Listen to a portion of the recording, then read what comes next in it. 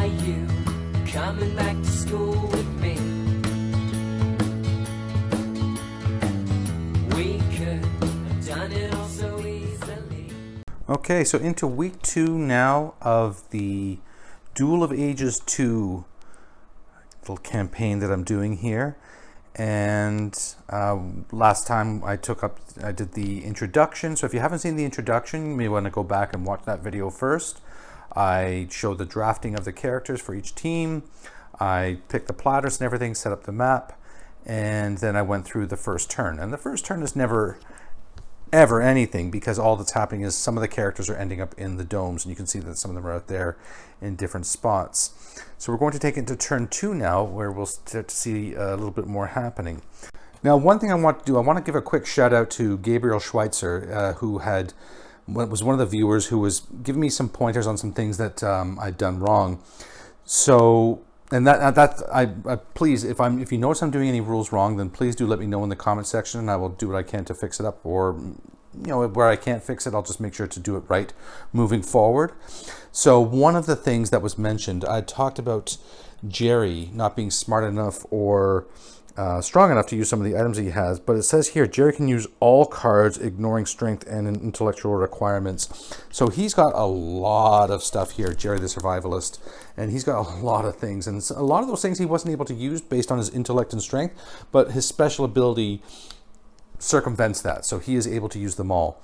The second thing that Gabriel had pointed out to me was that I had pulled characters into domes where the dome color was not available anymore. Say, for example, blue. There's no blue domes available out there. When you pick a dome color and it's not available, you can then pick any dome that you want. You don't have to pick another card, which is what I had done. So that one, I'll just go moving forward. I will make that rule. I'll do that rule properly. So it is Team White is going first. And in looking at the reference card, this reference card is always a good idea to keep on hand, just to remind yourself of what you'll be doing. So nobody has any free actions. We're all in domes, so even if there was anything to fire at, which there's not, you couldn't because you're still in the dome. You have to leave the dome to be able to shoot. So I'm going to go straight to the move.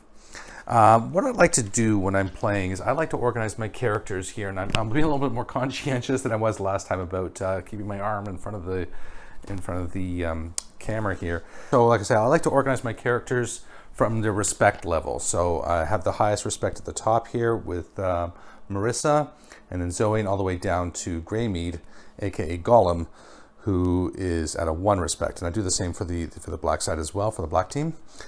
So I am going on with Marissa, and unless there's a reason to move them in different orders, like I need somebody to go first so that the other person can follow up what they're doing, I always move them in the respect order too, just to help me to remember to do it properly.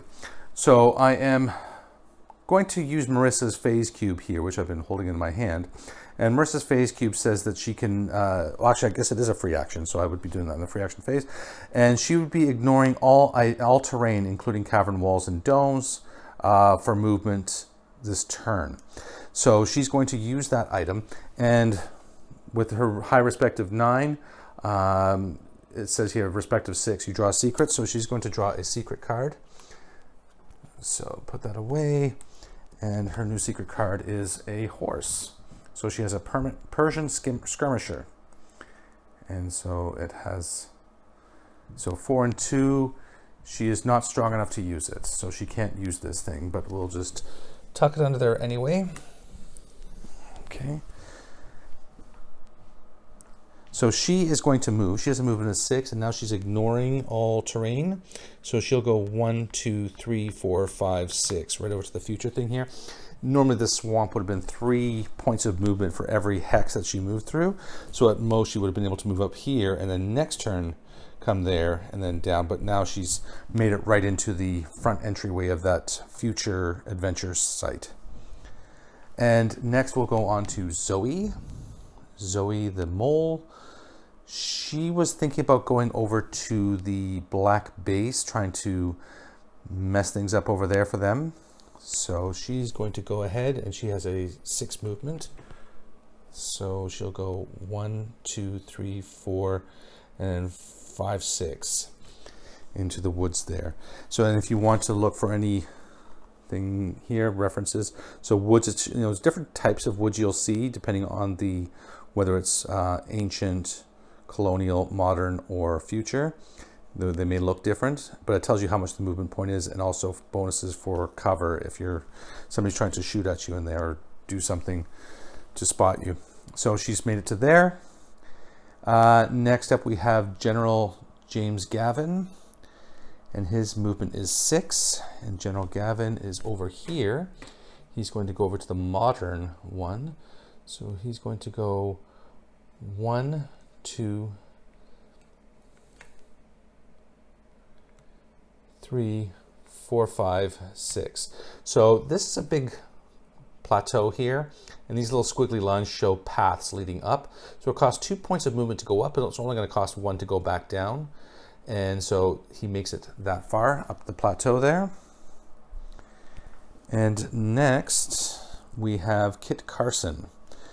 Kit Carson has a movement of 7, and he moves easily through woods, swamps, water, and rough. So he's a very mobile frontiersman.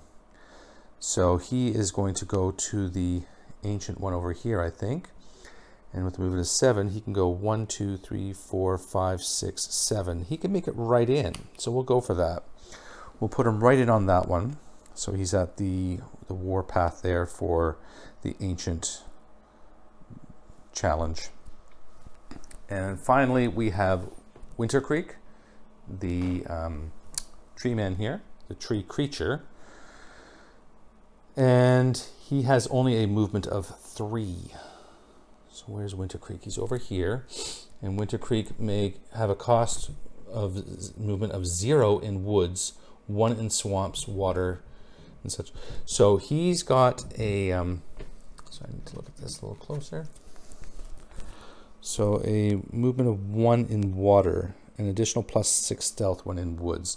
So that's really good. So he's got a terrible movement, but movement is nothing if he's moving through woods. And look where he is. He's right up against the woods there. So I think he is going to take advantage of that. And he can go all the way here for 0. And he is colonial. So 1 to there, and 0 all through here, 2, 3. So for a guy who only moves 3, he sure covered a lot of ground there. All right, and that is it for the white team's movement. So now we look at the next thing here, and op fire. Op fire is when somebody runs past you, you have an opportunity to shoot at them if you have a ranged weapon. But as the enemy is still in their domes, there's nobody who could possibly op fire at them. Melee, again, all enemies are in their domes currently, so nothing. So on to adventure. And we do have an adventure with Kit Carson down here. Let me actually just turn that to show you. There's Kit Carson down here in this adventure dome. So I'm going to draw an adventure card here. So from the ancient deck, we have the following adventure. Atlantis Treasures. It is said that the great city sank into these waters long ago. Can you reach it? So what you do now is, let me just grab Kit Carson here. So we're comparing Kit Carson's stats and things with this. So this symbol does not match this symbol, but this one here matches his symbol here. So he's getting +1 for that. His age is colonial, whereas the age of this challenge is ancient. So that doesn't help. So it's a 5 strength, and he has a 5 strength. So right now, defender he's the attacker, and he's better by 0, but then +1 for that. So the attacker is better by 1. So let's see what that says. So he's team white. Attacker is better by 1. We look at the card here. Attacker is better by 1 is a failure. So we look on the card here to see. Let me put Kit back. So Kit is failed. So the green The green pointing finger means dismissed, means he's sent to another dome. A few half-hearted dives and you give up the city for lost. So this one stays there. So that is going to be the challenge for anybody who comes there.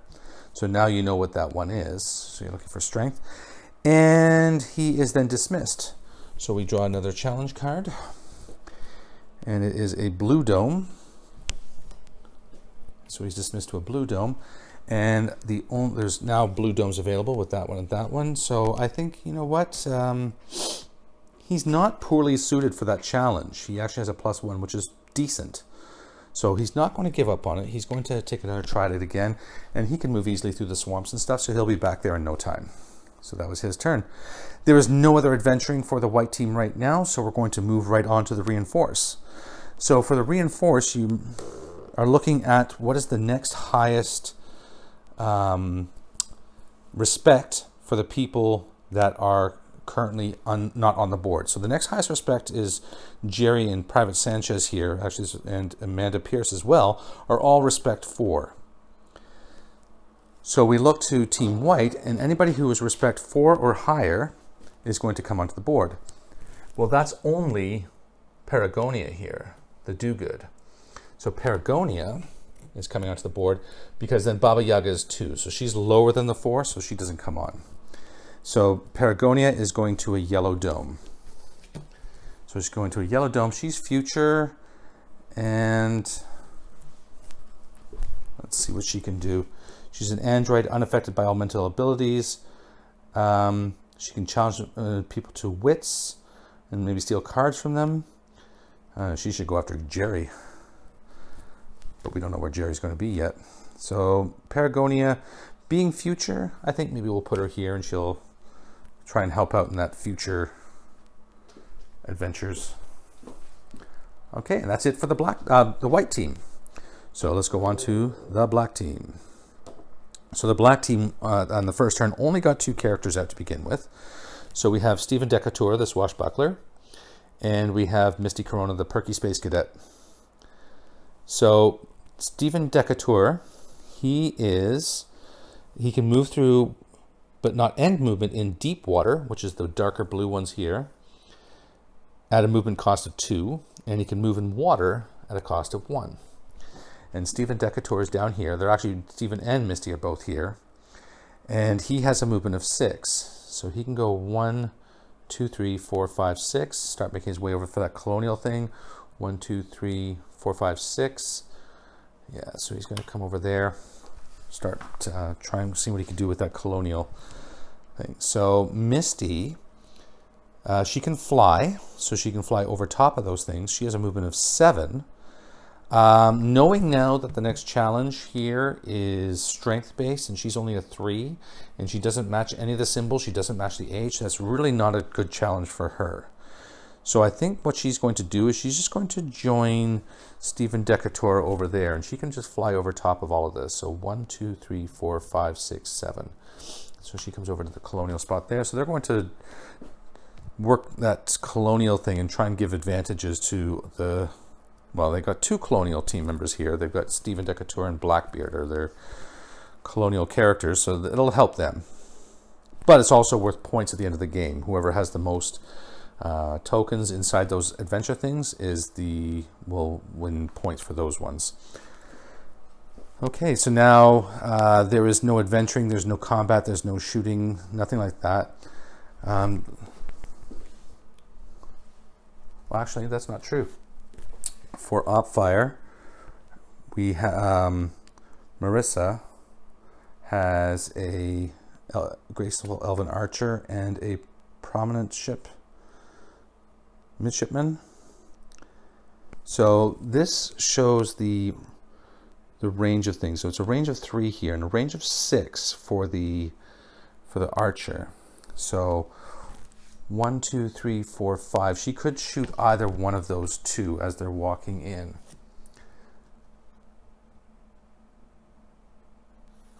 So the archer is going to take a shot. She'll take a shot at Stephen Decatur. He is the first one who came up, so as he walks in, they can choose which square they would shoot him, and they'll shoot him right there as he's out of the water. So looking at the elves' bow, she has the bullseye here showing her skill of 6. Stephen Decatur's stealth to avoid attack, is a 5. And he's in the open, so he has no cover from anything. So we look then that the attacker is better by 1 because it's a 6 versus a 5. And we see, looking at attacker is better by 1, it's a miss. So the elf missed her shot.